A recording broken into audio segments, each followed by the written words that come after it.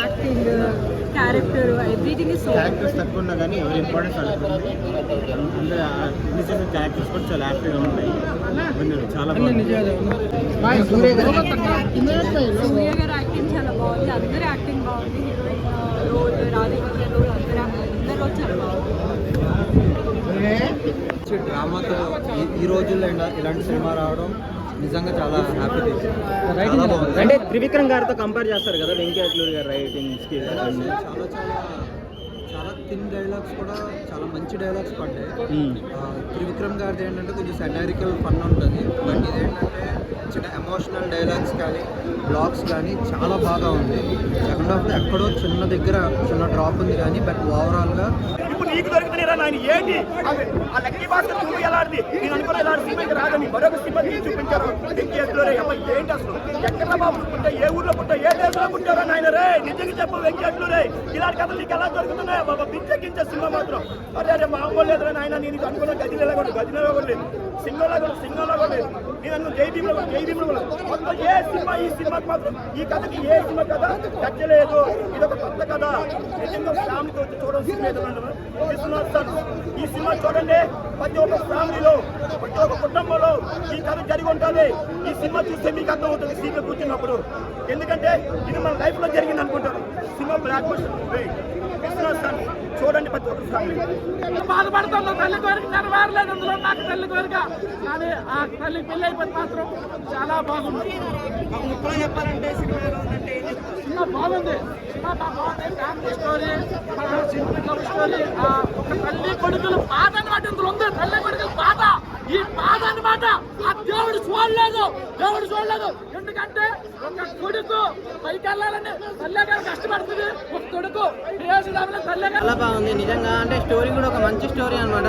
అంటే అందులో మన సూర్య గారి పర్ఫార్మెన్స్ అయితే అసలు మామూలుగా అనిపించలేదు. అంటే అందులో ఒక మంచి తండ్రిని, ఒక మంచి కొడుకుని, ఒక మంచి అన్నయ్యని, ఒక మంచి ఫ్రెండ్ని, ఒక మంచి ఓనర్ని అలా మొత్తం చూస్తున్నాం అనమాట. తన మంచి డైలాగ్స్ కానీ, అంటే అతనికి మమిత గారికి మధ్యలో వచ్చిన కాంబినేషన్ కానీ, చిన్న కానీ మనకి నిజంగా గజని సినిమా అయితే గుర్తొస్తుంది అనమాట. అలాంటి క్యారెక్టర్ అయితే ఉంది నిజంగా. అసలు వేరే లెవెల్ ఉంది. నెక్స్ట్ మళ్ళీ రాధిక గారి పర్ఫార్మెన్స్ కూడా చాలా బాగుంది.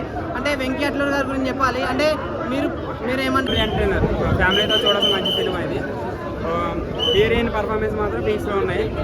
సూర్యని యాక్టింగ్ 40 years గ్యాప్ అనేది ఒక లవ్కి అసలు మ్యాటరే కాదనేది క్లియర్గా చూపిస్తారు ఈ సినిమాలో. మ్యూజిక్ అంతా బాగానే ఉంది. మీకు తెలిసింది అంటే నేను అట్లా అన్నట్టు క్వశ్చన్ అన్నట్టు కాకుండా ర్యాండమ్గా కరెక్ట్గా ఉంటే బాగుంటుంది.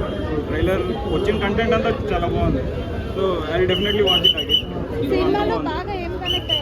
ఫ్యామిలీ ఎమోషన్, డ్రామా,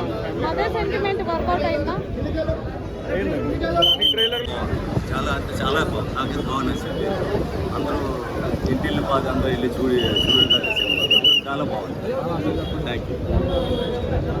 ఈ రోజుకి ఇది అంటే ఈ మూవీ నాకు చాలా నచ్చిందండి. సో అది వేరు ఇది వేరు, బట్ డెఫినెట్లీ ఆ లెవెల్లో మాత్రం మూవీ ఉంది అని నాకు అనిపించింది. రేటింగ్ అంటే మీరు ఫ్యామిలీని తీసుకొచ్చి థియేటర్లో చూడాలి. ఇది నా రేటింగ్. డెఫినెట్లీ ఇది థియేటర్లోనే చూడాలి. లాగా ఫ్యామిలీని బాగా కలుపుతాడు.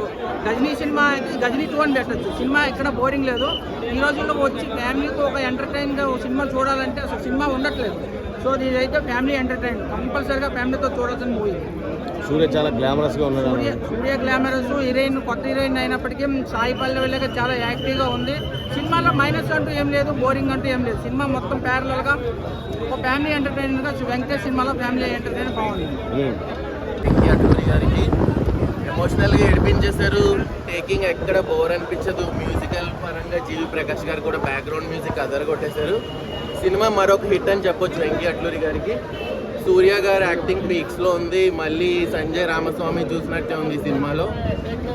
క్లాసిక్గా కానీ డ్రెస్సింగ్ స్టైల్ కానీ చాలా బాగుంది మూవీలో. అందరూ ఫ్యామిలీతో చూడొచ్చు. మదర్ సెంటిమెంట్ అనేది చాలా బాగుంది ఇందులో. లిటరలీ కళ్ళల్లో నీళ్ళు తిరిగింది మూవీ చూస్తున్నప్పుడు. ఫస్ట్ హాఫ్ కానీ సెకండ్ హాఫ్ కానీ ఎక్కడ బోర్ అనేది కొట్టదు. సినిమా చాలా బాగుంది. ఫ్యామిలీతో అందరూ చూడొచ్చు. Thank you.